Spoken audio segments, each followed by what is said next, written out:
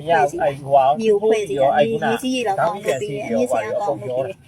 ပြီးဒါပေမဲ့ pH level တက်လာလို့လို့ရှင်နော်ဖြစ်တဲ့ထောက်ကြလဲမကောင်း CA ပါတဲ့အတွက် CAC ကိုပါတဲ့အတွက် pH level ကိုတက်တယ်ပေါ့ဗျာဒါပေမဲ့ဟိုတခြားဒီအကောင်းဆုံးကတော့ထုံးလို့လေမြေပြင်နဲ့ဥစ္စာမှာထုံးလို့အဲ့ဒီဒီနေ့ဥစ္စာတွေတုံးလာတော့ပို့ pH level တက်တာအောင်ဒီကအပင်တပင်ကဟိုရေကြီးကျမ်းမာတယ်ပို့ရင်တော့မောက်ချီးပါချားနေလို့ဆိုကျမ်းမာတယ်ညီမဆိုလို့ရှိရင်တော့တက်ရှိလို့ကျမ်းမာတယ်ညီမစပယ်ပင်းဆိုင်ပါအားစီပါမျိုးစားမှာဆက်လို့ရှိရမလို့တော့အခုကရေရှင်ကန်လေးတအားကြတော့တဲ့ပုံမှာအပင်ကကိုယ့်ကိုပလဲပဲကြွေးကြွေးရေးစီရေးပဲကြွေးကြွေးတာဒီကမစားနိုင်တော့ဘူးအဲ့ဖြစ်တဲ့ဒီကတပင်းနဲ့ပြင်းလိုက်ဖို့တော့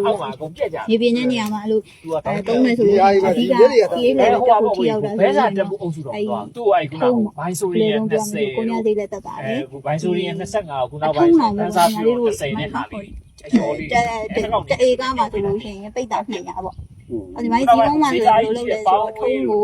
အထက်မဲ့ဆိုလို့ရှိရင်ဒီမိုးချိန်ချက်ရေးပြင်တဲ့ချိန်မှာတအေကားဆိုလို့တချို့2အိတ်တချို့2အိတ်10ပိတ်တာအိတ်တွေပေါ့နော်တချို့2အိတ်3အိတ်အဲ့ဆိုလို့ရှိရင်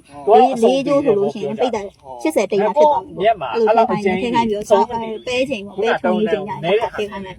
အဲ့ဒီထုံးထဲချင်းရလေ pH level ဒီကြီးမှာတက်သွားပြီဆိုတာနဲ့ဘာသိတာလဲဆိုတော့အပင်ကသူ့ကိုအာဟာရပြန်ပြီးသွားတယ်တယောက်တည်းအတွက်အပင်ကအလုပ်ပြန်လုပ်နိုင်တဲ့အတွက်မဆောင်းနဲ့ထုံးထဲတဲ့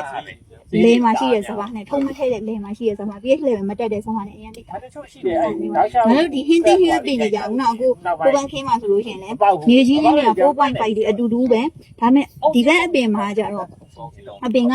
ဟိုဘယ်လိုလဲအာဟာရလုံလောက်ဆောင်မရဘူးပေါ့ကိုဘက်မှာကျတော့ရွက်ဖြန်းစေးခုနကပြီးပါဆိုရဲစေးတုံးထားတဲ့ဥစ္စာမှာလည်းပဲဟိုအပင်ကအာဟာရဓာတ်ကိုသူကအောက်ကမရတဲ့အကြောင်းအပေါ်ကနေဒီမှာကျတော့သူ့ရဲ့အလုံးလုံးတာအောက်ကနေရွက်ထွက်3ရွက်ထွက်အာဟာရကိုဆုံးယူနေတယ်ဆိုတော့အပင်နှစ်ပင်ကအဲ့လိုတအားကွာသွားတာပေါ့